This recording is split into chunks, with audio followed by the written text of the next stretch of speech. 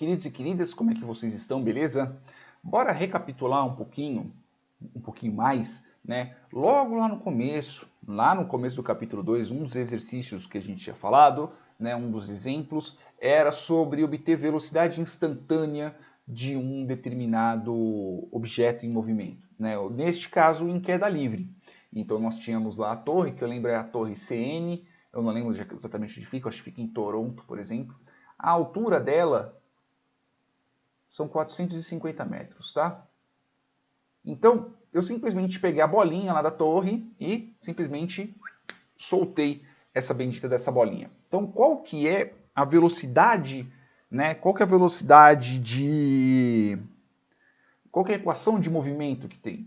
Nada mais é, né? Então, se a gente pegar aqui a função dada a determinado tempo, né? Dado determinado tempo, ela vai acelerando até que ela vai chegar numa velocidade terminal, mas enfim, vamos considerar que isso daqui ela simplesmente não tenha nenhuma restrição, ok? É simplesmente 4,9 t ao quadrado.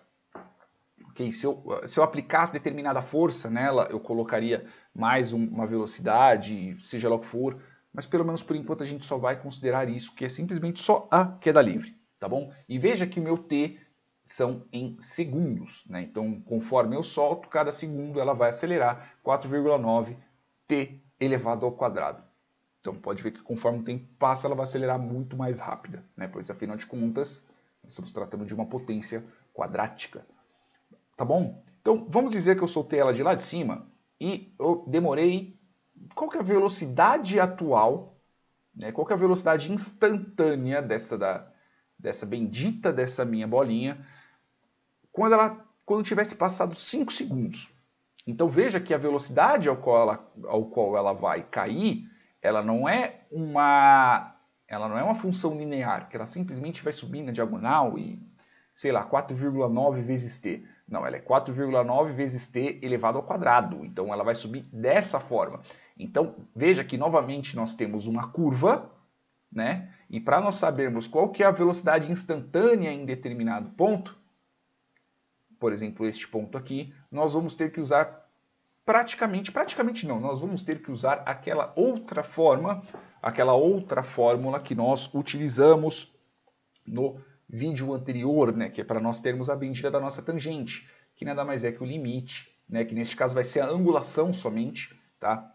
Que é esse mzinho, né, que é da minha angulação, nada mais é que o limite de x tendendo a A de f de A, ok? F de x, perdão, f de x menos f de A sobre x menos A. Vamos fazer da forma complicada dessa vez, tá? Não vamos colocar ainda a fórmula da derivada, vamos trabalhar dessa forma novamente. Trabalhando dessa forma novamente, o que nós vamos ter aqui? Veja que nós temos tendendo a o resultado o t igual a 5, ele está tendendo a 5. Pois afinal de contas, para nós sabermos a bendita da nossa tangente, precisamos ter 2 pontos para podermos traçar uma reta. Lembra disso? Precisamos de 2 pontos para podermos traçar uma reta. Para termos 2 pontos, precisamos, né, de um na frente do outro, um atrás do outro, só que neste caso, se eu simplesmente substituir ali por 5, vou ter um denominador zero, e aí vai zoar todo o meu cálculo. Então é por isso que nós tratamos com limites. Então vai ser como? Vai ser o limite de x ou t nesse caso, tá? Não tem problema nenhum, eu simplesmente substituir o valor. T tendendo a 5. E vai ser como? Vai ser a minha função, neste caso vai ser 4,9 t ao quadrado menos o quê? 4,9 vezes 5 elevado ao quadrado sobre t menos 5. Eu não posso simplesmente substituir por 5, porque afinal de contas eu vou ter o denominador igual a zero. Eu quero ter a diferença, só que o limite está se aproximando de 5. Só relembrando, para a gente fixar o conteúdo, quer dizer que essa minha função ela não é contínua? Não, ela não é contínua, tá bom? Mas ela tem limite. Ela tem ambos os limites laterais, então ela não é contínua, mas em si limites elas têm, tá bom? Então vamos continuar. Eu vou ter o meu limite de t tendendo a 5, ok? E aí eu vou ter o quê? Eu vou ter 25 vezes 4,9. Né? Vamos abrir aqui a nossa calculadora, pois afinal de contas eu não sou tão bom de cálculo assim. Eu sou péssimo, inclusive, em fazer cálculo de cabeça. 4,9 vezes 25. Não preciso nem abrir parênteses, né? Porque 5 elevado ao quadrado é 25. Então 122,5 negativo, né? Menos 122,5. Então eu vou ter aqui 4,9 t elevado ao quadrado menos 122,5 sobre t menos 5. Ok? Lembrando que como nós temos um denominador com uma bendita da nossa variável, então nós temos que isolar esse corno. Então, limite de t tendendo a 5. Aí agora que vai começar a brincadeira legalzinha. T menos 5. Vou ter que ter um t menos 5 aqui em cima, tá bom? Agora nós vamos brincar desse jeito. Vamos brincar comigo, né? Porque eu também estou fazendo essa conta pela primeira vez. Né? Porque no livro em si ele já explica direto, a gente está brincando aqui também. Então vamos lá. O que eu preciso? Eu tenho aquela mesma técnica que eu uso. Eu tenho aqui t menos 5. Qual o número que eu preciso? Eu preciso de um 4,9t elevado ao quadrado. Para eu poder ter isso, então eu tenho aqui 4,9 vezes t. Beleza? Que aí eu vou ter o quê? T, se eu multiplicar t por 4,9t, eu vou ter 4,9t elevado ao quadrado. Ok? Eu não posso fazer substituição direta ainda porque meu denominador está atrapalhando. E eu vou ter o quê? Menos 4,9 vezes 5, que vai dar metade de 49, dá 24,5? 4,9 vezes 5. 24,5, até que tô legal. 24,5 T. Não se esqueçam disso. 24,5 T. Agora, outra coisa. Eu preciso eliminar esse meus 24,5 T. Como é que eu faço para eliminar meu 24,5 T, sendo que eu tenho que multiplicar pelo meu T positivo ali? Eu tenho que ter um 24,5 T positivo, então multiplico por 24,5. E aí eu vou ter mais 24,5 T, porque T vezes 24,5 dá 24,5 T. E se eu multiplicar meu 24,5 por menos 5, então voltemos, meu 24,5 já está aqui, vezes 5. Neste caso vai ser vezes menos 5, né? Aí eu vou ter o meu menos 122,5, exatamente o valor que eu quero. Menos 122,5. Mata este com esse, sobra 4,9t ao quadrado menos 122,5, exatamente o valor que eu tenho aqui. Então eu vou ter 4,9t menos 122,5. Perdão, 4,9t mais 24,5. 24,5 vezes 5, exatamente como está aqui, 24,5 vezes 5, 122,5.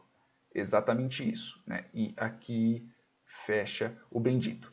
Tratando que eu tenho t menos 5 aqui em cima, que está multiplicando algum outro número, em um divisor t menos 5, posso matar este com este, e aí eu vou ter o meu limite de t tendendo a 5, beleza? Que vai ser 4,9t mais 24,5. Que aí, como é um polinômio, eu já posso fazer a substituição direta e toda aquela papagaiada sobre limites, né? E simplesmente eu vou ter o quê? Eu vou ter 4,9 vezes 5, que vai dar 24,5, mais 24,5, que vai dar 49. 49. 49, né? 49. Esse é o resultado que eu tenho, 49. Essa é a angulação, essa é a velocidade, na verdade, imediata que eu tenho. Mas, peraí, Zuruba, pergunta, qual que é a porcaria da unidade que eu coloco aqui? A unidade é de acordo com o numerador dividido pelo denominador. Então, aqui nós estamos tratando sobre o que aqui em cima? Nós estamos tratando sobre metros, nós estamos tratando sobre deslocamento. E aqui embaixo eu tenho uma unidade de tempo. Então, eu tenho que fazer 49 metros por segundo. Essa é a velocidade instantânea, né? Essa é a velocidade instantânea desse bendito do... Ou seja, o que eu quero dizer com isso? Eu quero dizer que no segundo 5, com essa bolinha caindo nessa determinada velocidade, eu tenho... Essa bola ela está caindo a 49 metros por segundo. Ok? Só que assim, e se eu fizesse a substituição aqui por 4, ou por 3, ou por 2, ou por 50, ou por 200, vamos dizer que essa bola caia infinitamente. Qual seria a velocidade? Partindo que eu não tenho resistência de tempo, eu não tenho velocidade terminal, é algo que simplesmente acelera infinitamente. Como é que seria isso? Eu tenho uma fórmula em cima disso. E para obter essa fórmula é que eu utilizo da derivada. E a fórmula da derivada eu vou ensinar para vocês já no vídeo anterior. Ah, Zuruba, você está enrolando. Eu não estou enrolando, galera. É uma questão de simplesmente acompanharmos o raciocínio para nós termos o conteúdo de uma forma mais, vamos dizer assim, mais palatável para o cérebro, tá? Eu não sei quanto a vocês, pelo menos para mim resolve. E não se esqueça que eu estou estudando e aprendendo, que nem vocês também. Beleza, meus queridos e minhas queridas? Espero que vocês tenham gostado, espero que vocês tenham entendido, principalmente essa parte do limite e principalmente essa parte de unidade na hora que nós estamos fazendo a divisão. E no próximo vídeo eu vou literalmente falar sobre derivada. Beleza, meus queridos? Beijos na bunda, até mais!